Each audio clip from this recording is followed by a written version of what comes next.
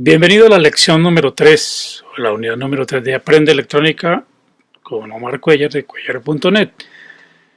En esta lección vamos a aprender los conceptos básicos, pero muy importantes en cuanto a lo que es la corriente eléctrica. Vamos a hacer un poquito de electricidad, porque de ahí sale lo que es la electrónica. Tres conceptos muy importantes: voltaje, amperios o corriente, y los ohmios o las resistencias.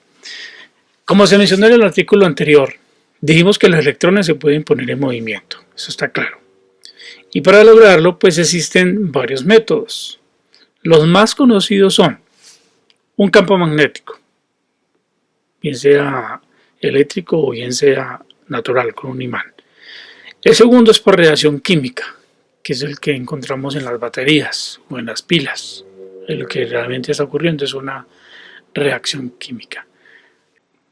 Y como cuarta opción tenemos el calor. La circulación de electrones por campo magnético. Ese es uno de los más conocidos. Es conocido por muchos años la existencia de los imanes naturales y los hechos por el hombre, o sea, los no naturales, que esos tienen un lado con el cual si se acerca a otro lo atraen o lo rechazan, dependiendo del polo. Pues bien, cuando átomos de ciertos elementos son sometidos a un campo magnético como el de un imán, se desencadena internamente una reacción que resulta en una circulación de electrones. Para entender y memorizar esto, imagínese un trozo de alambre de cobre, el cual se comporta como un tubo lleno de átomos. Esto sería un trozo de alambre de cobre. ¿Por qué de cobre? Porque es uno de los más usados por sus características, digamos que generosas, para hacer circular electrones dentro de su átomo que conforma el cobre.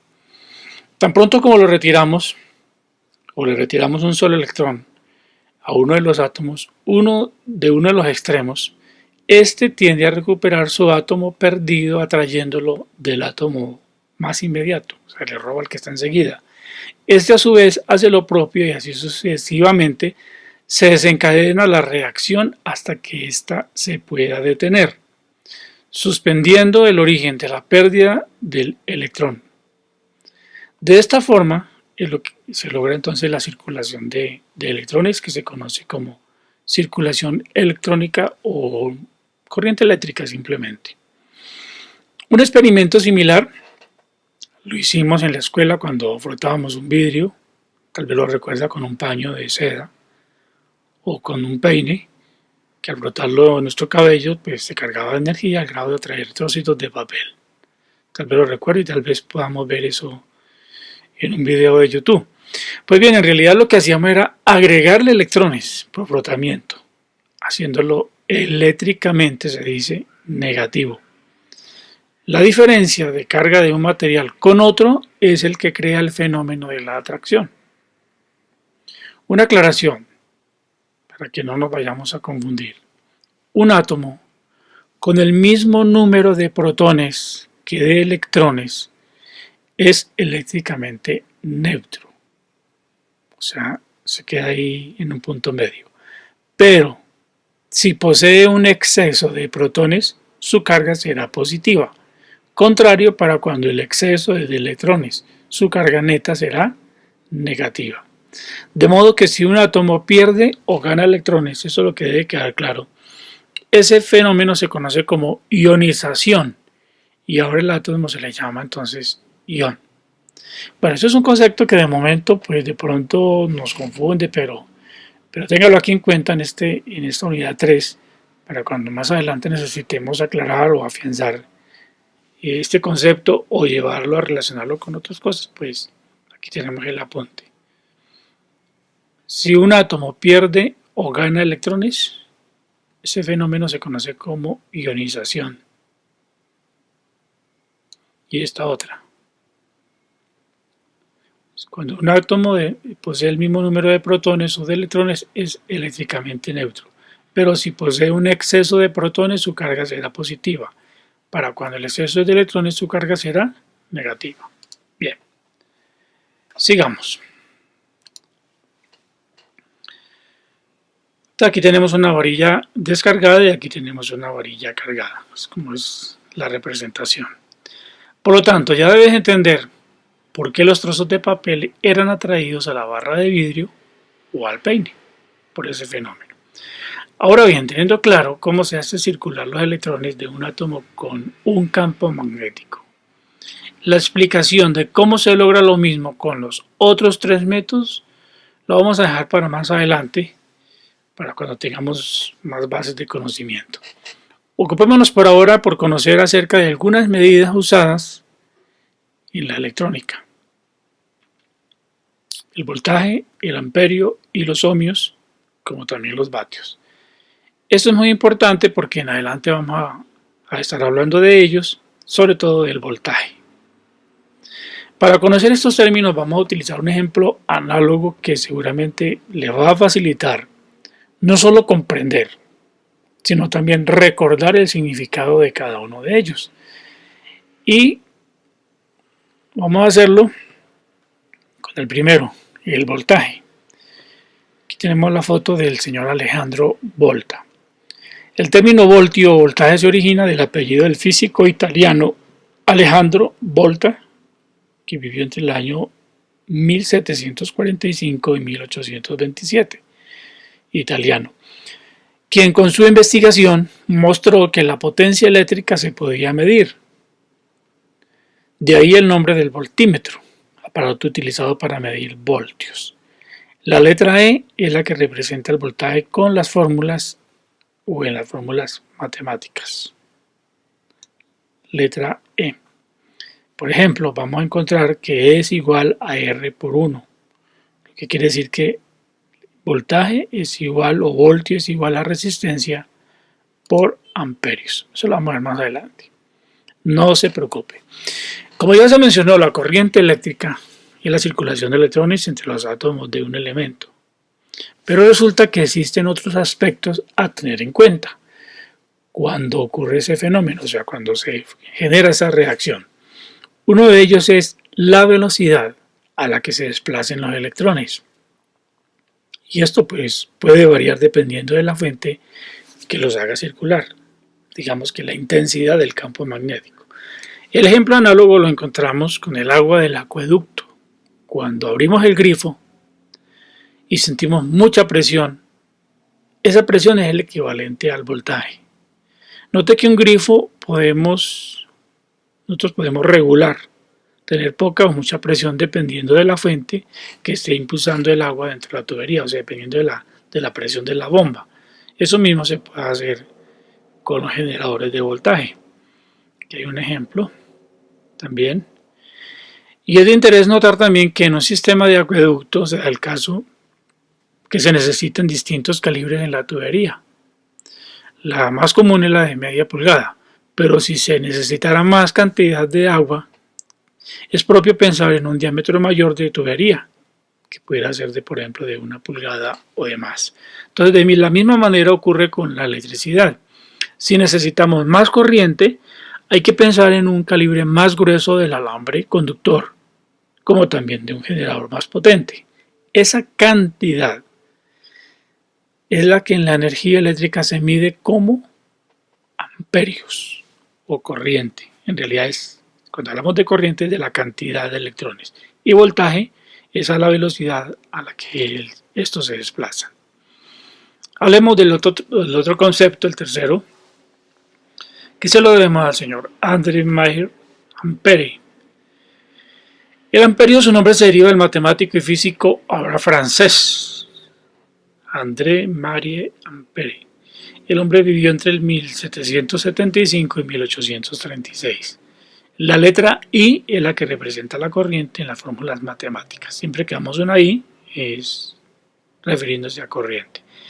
Este hábil matemático también descubrió que cuando se pasa una corriente eléctrica, esto es muy importante, por un rollo de alambre, actúa de la misma forma como un imán. O sea que él descubrió los electroimanes, dando origen a componentes que más adelante también vamos a estudiar, como el voltímetro, el amperímetro, el solenoide, los relevos o los relay.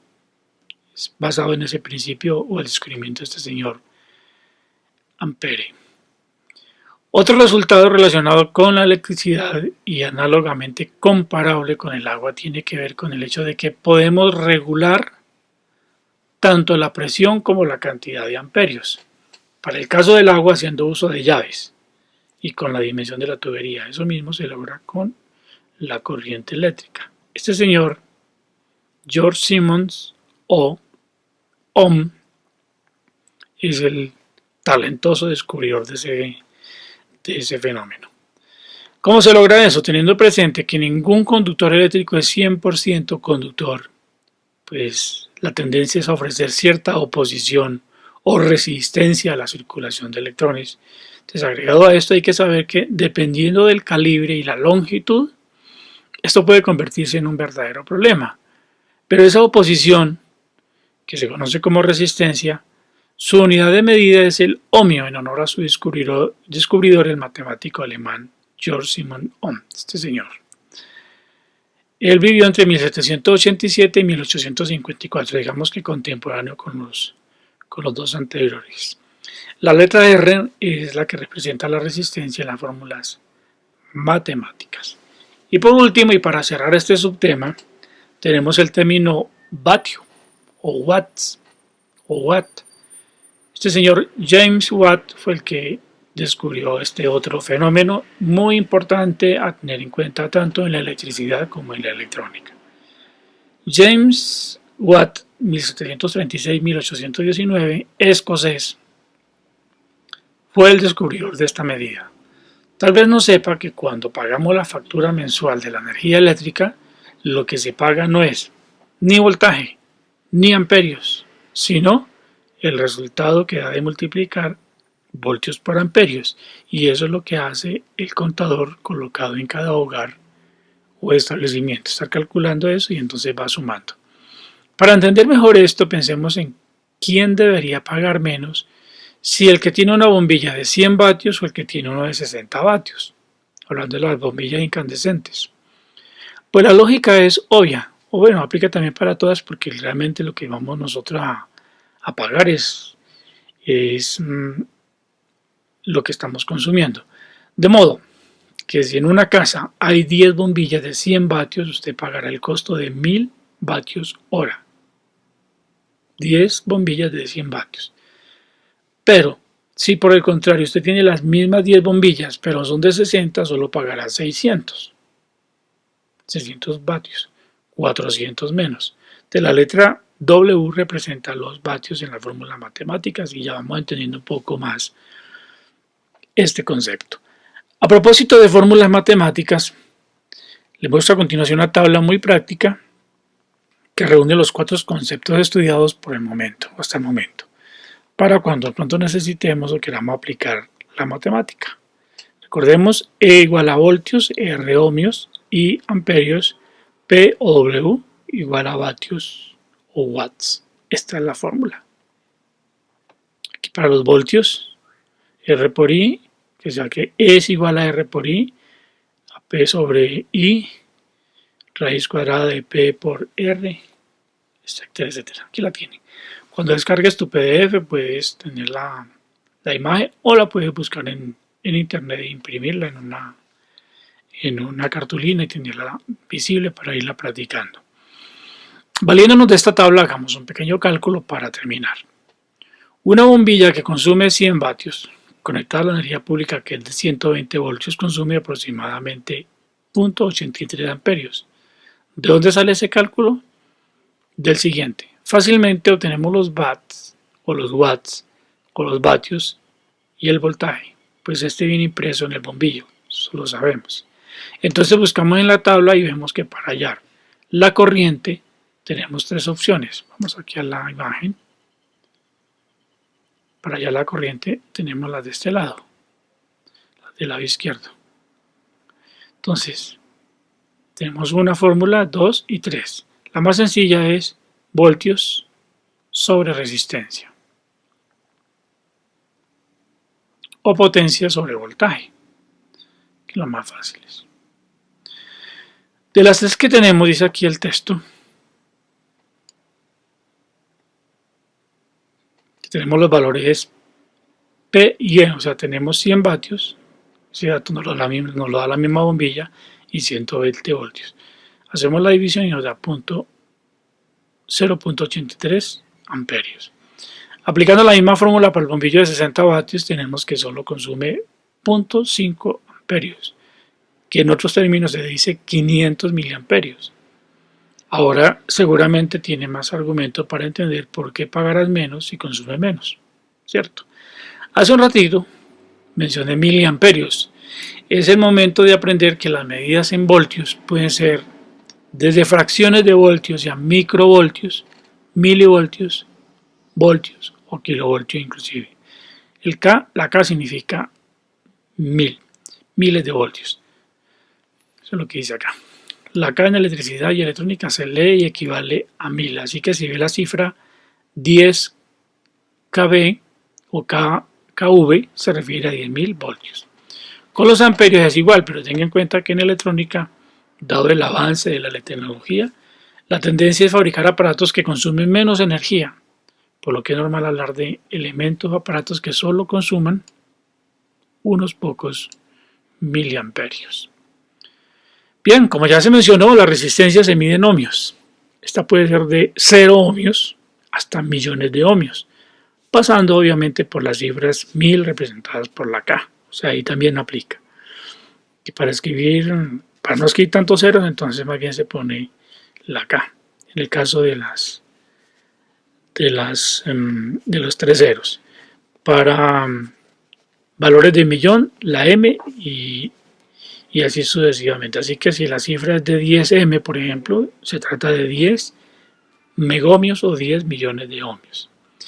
Esta unidad pues es un poco más pesada, así que tómese su tiempo para retener lo que más pueda de los conceptos estudiados. Repásalos cuantas veces sea necesario, y si requiere más ampliación de la información, no dude en contactarme por correo.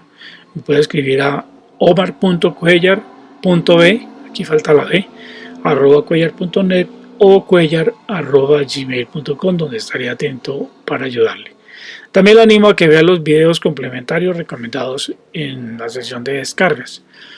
Ahí va a haber uno, y va a encontrar uno, o lo puede buscar en YouTube, que se llama, muy recomendado, 5 malos hábitos de estudio. Muy interesante este video, que le va a ayudar a ser disciplinado para estudiar de manera autodidacta.